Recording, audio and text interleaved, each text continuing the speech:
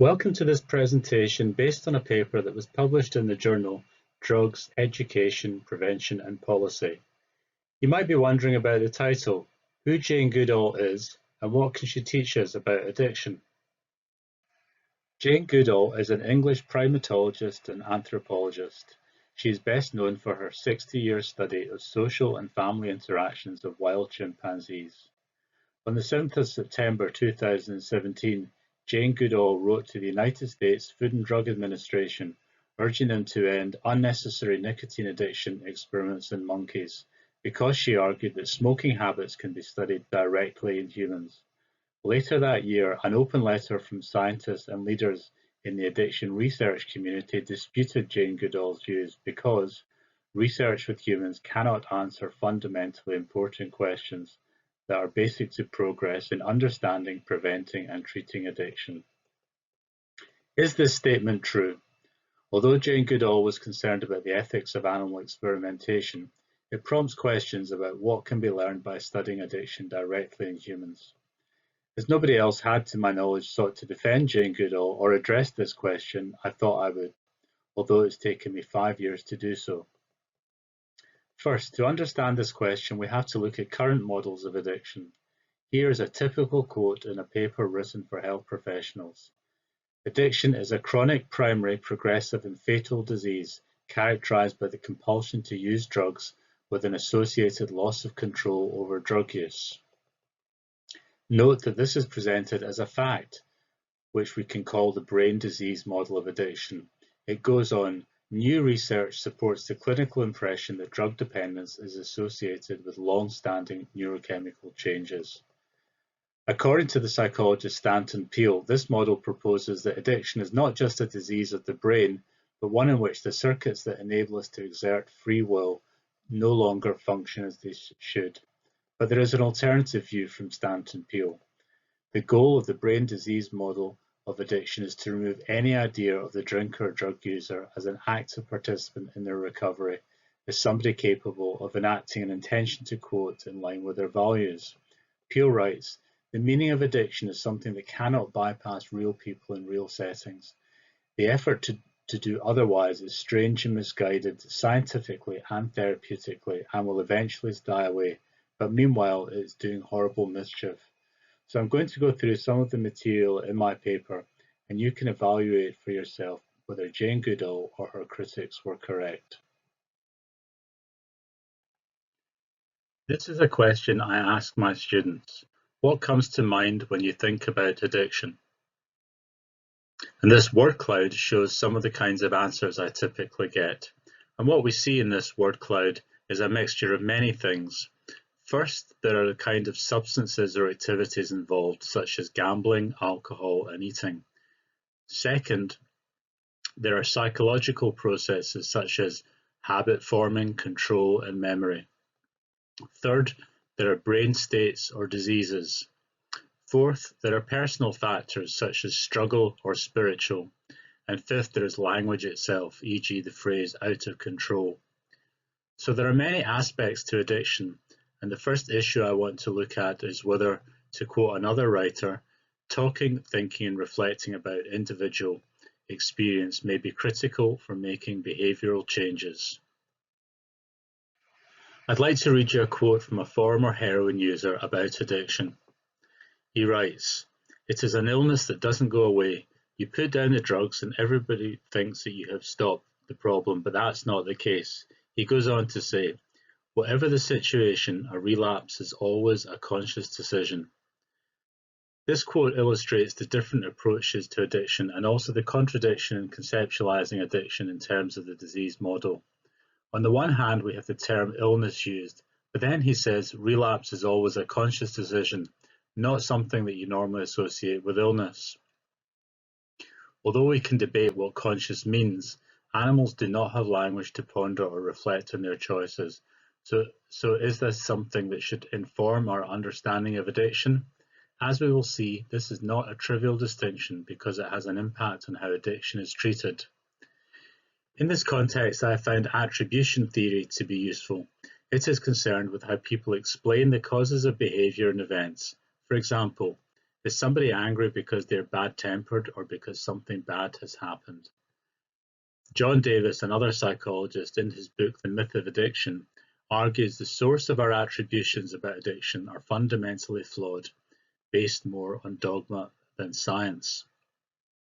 It is worth noting that a paper by Weisberg and colleagues called The Seductive Allure of Neuroscience Explanation notes that neuroscientific information is often appealing even when it is not relevant to psychological phenomena. The idea of attribution that I mentioned comes out in this study, the Combined Pharmacotherapies and Behavioral Interventions for Alcohol Dependence, or the Combined study. The study compared two styles of language characterized as change talk and sustained talk. In change talk, counselors explored behavioral change, while in sustained talk, this revolved more around discussion of the problematic behavior. And the results showed that higher change talk at baseline was associated with lower drinking levels at 1 year follow-up, so that we can see that language really is important in the recovery process. Something else I explore in the paper is psychoanalysis. Language is also central in psychoanalytic therapy. Freud, after all, called it the talking cure. Psychoanalysis involves exploration of unconscious defense mechanisms that can protect the conscious mind. In relation to addiction, two such mechanisms are denial and regression. Denial involves unconscious blocking of events that have an unpleasant emotional impact, while regression involves temporarily retreating to an earlier stage of life as a way of avoiding unpleasant events. A study of patients at a drug dependence clinic found that participants exhibited elevated scores of self-deception, particularly in the domain of active denial. In this quote from the book by Wiegman and Cohn, they say, enabling patients to engage in self-reflection and identify alternative ways to manage difficult emotions are part of the psychodynamic approach to addiction treatment. While psychodynamic therapy may be effective, it is less frequently encountered in addiction therapy. Evidence-based approaches to treatment often focus on behavioral approaches that lend themselves better to experimental procedures. Whereas psychodynamic therapies often require many sessions, measures such as self-help manuals and brief interventions that focus on motivations and barriers to change have been found to be effective ways of reducing addiction. For example, 161 problem drinkers with no previous treatment received either a single counselling session or no counselling session beyond routine medical care. At 1 year follow-up, brief counselling groups had significantly improved outcomes. So perhaps all that is needed sometimes is a brief intervention, but clearly this is going to depend on people's motivations to change. And this is something that has been studied in the stages of change model, sometimes called the trans-theoretical model. The trans-theoretical model posits that individuals move through 6 stages of change: pre-contemplation, contemplation, preparation, action, maintenance, and termination. Again, this is something that can be explored in human behaviour, but not to the best of my knowledge in animal research. And this raises another important point. What new treatments or prevention strategies have arisen from the brain disease model? In their paper, Addiction and the Brain Disease Fallacy, Sally Sattel and Scott Lilienfeld state that the kind of treatments are at best modest. They go on to say, when motivated patients take medication, especially patients already armed with relapse prevention strategies and the support of family and friends, they sometimes can vault into a sustained recovery. However, they add, these medications are not the products of modern neuroscience. They were developed decades ago. Also, a 2004 report stated, we know relatively little about the contribution of treatment interventions in facilitating recovery. What works for whom and under what circumstances are questions that are a long way from being resolved. I'm going to talk briefly about Alcoholics and Narcotics Anonymous. This is a controversial topic with strong views both for and against. I'm not going to go into all the details, but if you're not familiar with AA, it is based on a 12-step program. For example, step 5 states, we admit to God, to ourselves, and to another human being the exact nature of our wrongs. One study examined social relationships. Here's a quote from that study. I was disrespected by my family, but after NA, they respect me again because my behaviour towards them had changed. This is from another study. For some, doing the 5th step with a sponsor can be liberating. For me, it wasn't. It did not give me the freedom I hoped for. Overall, however, this study said, participants in this study viewed the 12-step approach as a potentially valuable resource, even if it does not suit everybody. It may be that AA or NA work for completely different reasons. It may be that it's nothing to do with the 12 steps as such. Rather, it has been suggested that these methods are effective because they involve discussing the positive benefits of life without drinking alongside development of social bonding, self-efficacy, and promotion of alternative behaviours. However, not everybody agrees with this view, and some people view Alcoholics and Narcotics Anonymous as sharing some features of a cult. Another route out of addiction that has been studied is epiphany, which can be defined as a moment of sudden and great revelation or realization. Again, this is not something that I think can be studied in animal models. In this study, in the slide, one participant stated, I heard this voice, I had no doubt it was God. I felt such acceptance and such love that I'd never known. This changed my life forever. I got up the next day and I haven't found it necessary to drink or use drugs ever since. And I think this quote illustrates the way in which people interpret and create meaning from their experience. It's interesting to note that the WHO guidelines for treating opioid dependency note that contact with treatment is one factor associated with recovery, but so too are religion and spirituality. This paper draws on another concept, existentialism, basically a philosophy that says we create meaning of our lives through our thoughts and actions, not some pre-existing nature or essence. It's not quitting that's difficult, it's living without drugs. To be able to function in the world without drugs often appears impossible, as the person feels unable to handle life on his or her own. The authors state that exploring concepts such as meaning versus meaninglessness, control versus chaos, can help health professionals reflect on the subjective aspects of addiction. The authors also write, the findings in this paper indicate that the creation of new meaning is central to recovery from addiction. In a paper entitled Social Identities as Pathways in and Out of Addiction, the authors write, you couldn't have anything more healing than be able to talk to somebody who knows exactly what you're talking about, from beginning to end, your losses, your gains, everything. They cite another study by Waldorf and Biernacki, where they interviewed former opiate addicts and found that the decision to stop taking drugs came about when the user's addict identity conflicted with and caused problems with their other social identities, such as those of being a partner, parent, or employees, in ways that had become intolerable. Next, we come to epidemiology. This is a big topic. What is epidemiology? It addresses the diagnostic and therapeutic decisions relating to an individual. Briefly, I'm going to look at 4 topics. Firstly, we have the epidemiology of addiction, according to the brain disease model of addiction that we've seen before, which says that addiction is a chronic, primary, progressive, and fatal disease.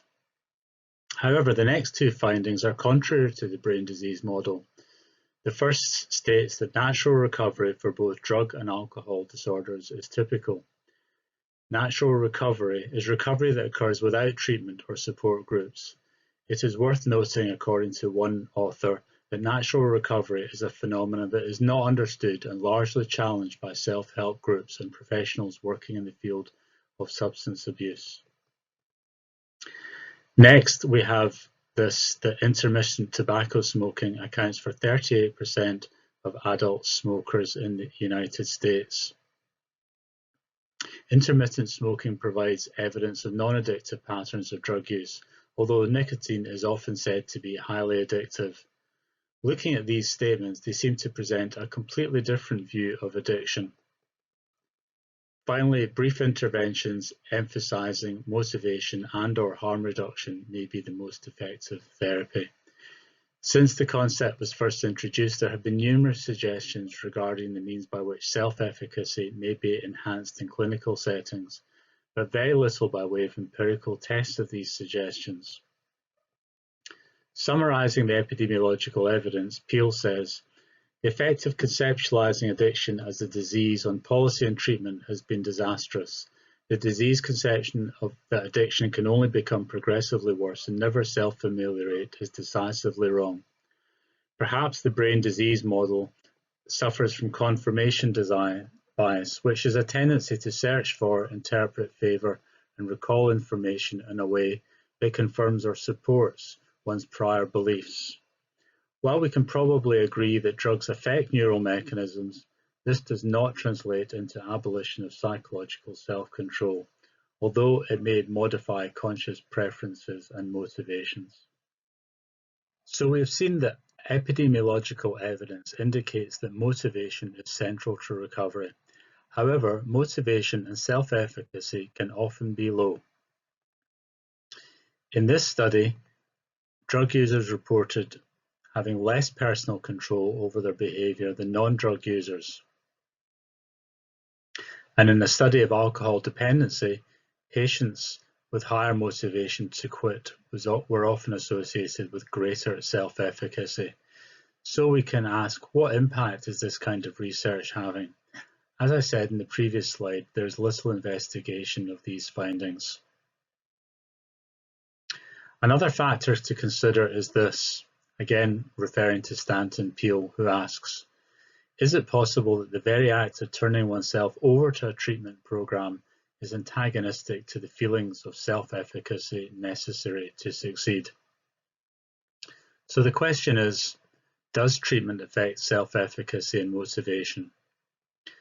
Finally, a 2021 paper by Healig and colleagues argues for, quotes, intensified neuroscientific study of recovery because the brain is the biological substrate from which both addiction and the capacity for behavior change arise. A final paper I would like to mention is Thomas Nagel's What is it like to be a bat? In this paper he writes, although we may understand the way bats use sonar to perceive their world, we will never know what it is like to be a bat using sonar precisely because we are not bats. Our understanding of bat sonar can only be a physiological and functional account. We will only ever have a view of bat sonar from the outside. In some situations, this may not be important, but for addiction, I think it is. Nagel argues that human mental experience cannot be reduced to physical objective concepts. However, this is exactly what the brain disease model of addiction does. I would suggest that what it is like to be an addict is an important question to address, yet, as we have seen, it is often ignored. So let us return to Jane Goodall and her critics.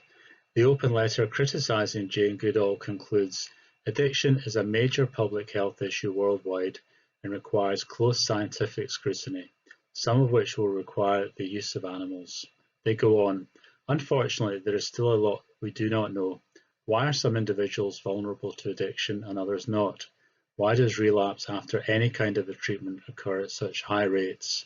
Why do drug abusers persist in taking substances that so clearly will lead to outcomes such as incarceration, poverty, and even death? As I indicated at the start of the talk, no one came forward to support Jane Goodall's contentions that we can study these issues directly in humans. Why is this? I think it's because the findings presented do not sit easily within the dominant paradigm, namely the brain disease model of addiction. My paper suggests that Jane Goodall may have perhaps unwittingly revealed that the answers to these questions may already lie in human research.